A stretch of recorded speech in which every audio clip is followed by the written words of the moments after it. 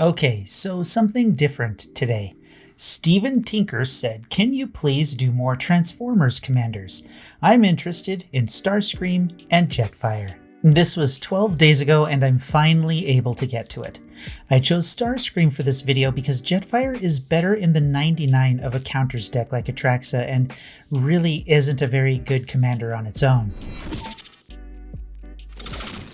Starscream Power Hungry is a 2/3 legendary artifact creature robot with flying for 3 and a black. It has more than meets the eye for 2 and a black, which will let it enter the battlefield converted already. It says whenever you draw a card, if you're the monarch, target opponent loses 2 life. Whenever one or more creatures deal combat damage to you, convert Starscream. Starscream's converted form is Seeker Leader, a 2/3 flying menace haste vehicle with living metal.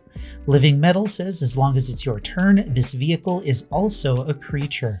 It says whenever Starscream deals combat damage to a player, if there is no monarch, that player becomes the monarch. Whenever you become the monarch, convert Starscream. So our basic strategy here is to become the monarch and hold it while we draw more cards and make our opponents lose life as we do so. First things first, let's become the monarch.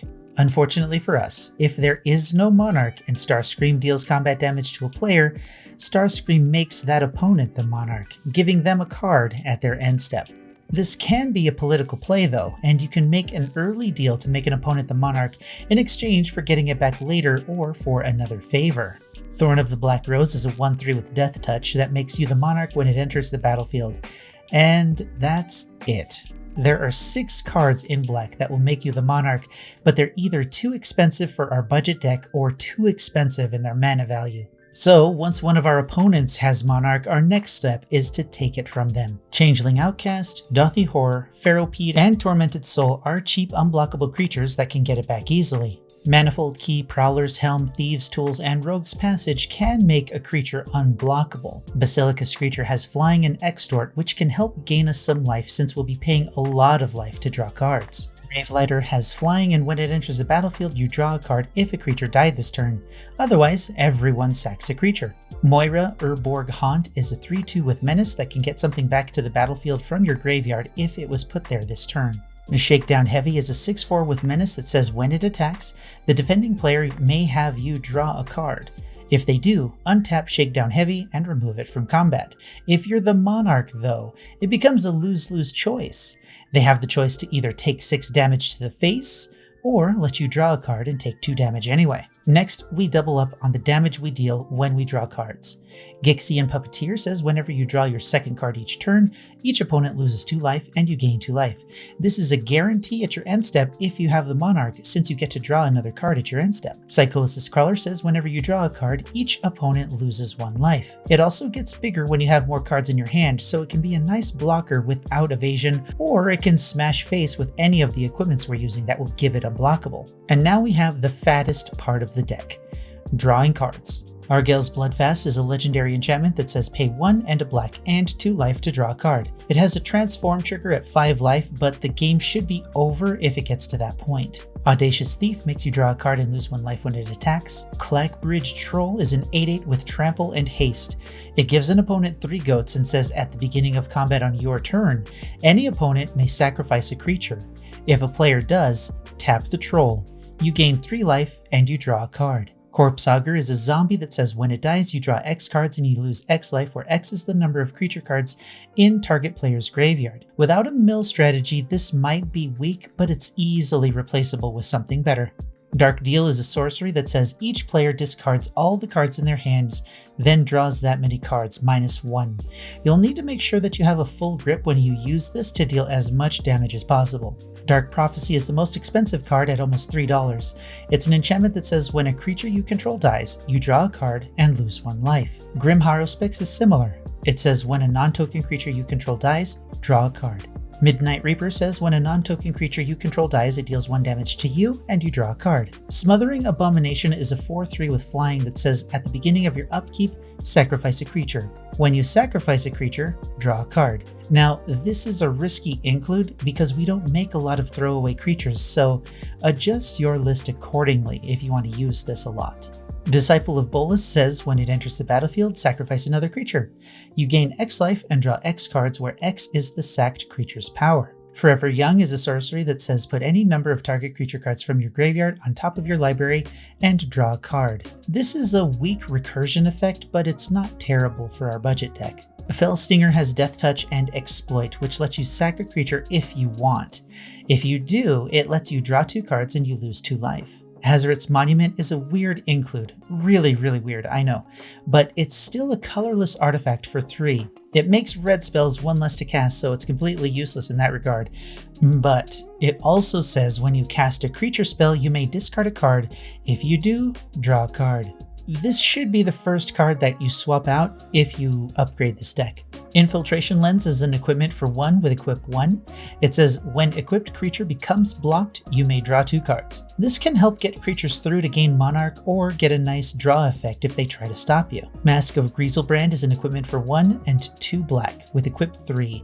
The equipped creature has flying and lifelink. It also says whenever equipped creature dies, you may pay X life, where X is its power. If you do, draw X cards. Mask of Memory is an equipment for 2, equipped for 1, that says whenever equipped creature deals combat damage to a player, you may draw 2 cards. If you do, discard a card. Skeleton Key costs 1, equips for 2, and gives equipped creatures Skulk. It says when it deals combat damage to a player, you may draw a card. If you do, discard a card. Zephyr Boots costs 1, equips for 2, and gives equipped creatures Flying and does the same thing. Rose Gloves costs 2, equips for 2, and lets you draw a card when a creature deals combat damage to a player. Smuggler's Copter is a 3/3 flying vehicle for 2 with crew 1 that says when it attacks or blocks, you may draw a card.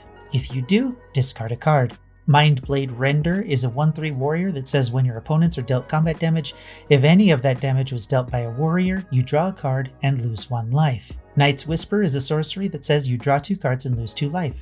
Introduction to Prophecy is a sorcery for 3 that says scry 2, then draw a card. Read the Bones is a sorcery that lets you scry 2, then draw 2 cards, then you lose 2 life. Sign in Blood is a sorcery that lets a target player draw 2 cards and lose 2 life.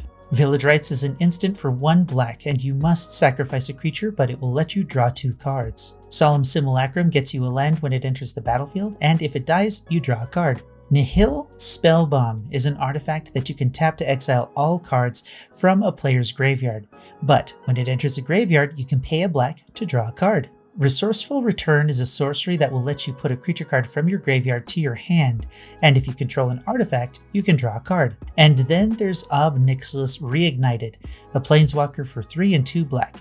His +1 says you draw a card and lose 1 life. Now, once we have Monarch, we would really like to keep it so we can deal 2 damage on our normal draw step. To help with that, we have a handful of cards that will act as deterrents, so our opponents are less likely to attack us. And talking about deterrence, how about you hit that like button and sub while you're there to deter the algorithm from hiding my videos from you and help the channel grow. We're at 400 subs, so with your help, we might hit 1 million subs by the end of the century. Farsight Mask might not be as good as I thought it was for this deck. It's an artifact for 5 that says whenever a source an opponent controls deals damage to you, if the mask is untapped, you may draw a card.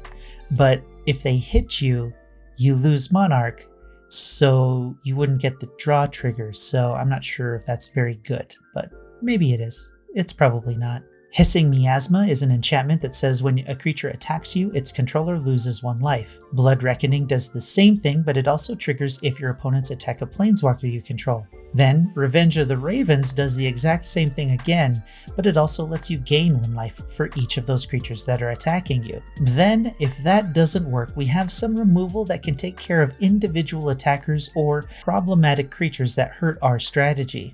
Cast Down will destroy a non-legendary creature, Doomblade destroys a non-black creature, Go for the Throat destroys a non-artifact creature, Heartless Act destroys a creature with no counters on it, Hero's Downfall destroys a creature or planeswalker, Infernal Grasp destroys a creature and you lose 2 life, Terror destroys a non-artifact non-black creature, Walk the Plank destroys a non-merfolk creature, Ravenous Chupacabra destroys a creature an opponent controls when it enters the battlefield, and Feed the Swarm destroys a creature or enchantment, then you lose life equal to its mana value. Then, finally, we have the miscellaneous cards. Grey Merchant of Asphodel is here because we're in mono black and it belongs here. Eternal Taskmaster acts as a bit of recursion if we're desperate. Miri the Cursed makes an excellent blocker since she'll get bigger if she kills a creature that blocks or is blocked by her. And finally, Drana, Liberator of Malakir, since we're doing a lot of attacking. She has flying herself to get through easily and get us Monarch if we lose it. When she does, she gives all of our attacking creatures 1/1 counters. And that's about it, as long as I didn't miss anything. There are 65 spells and 35 lands in this deck. The deck list is in the description if you want to look at everything. Once we dump it into TCG Player and adjust some of the bad cards they picked for us, this time I had to swap out a $5 Hero's Downfall for a 16-cent one instead. When you're ordering from TCG Player, make sure you're not getting screwed over on your card picks. But this time, our total came to $39.83, 6 of which was shipping, so it wasn't too bad. I know I had some really weird includes this time, but thankfully, black is pretty versatile, and you can swap any questionable piece with something else and you'll probably be just fine.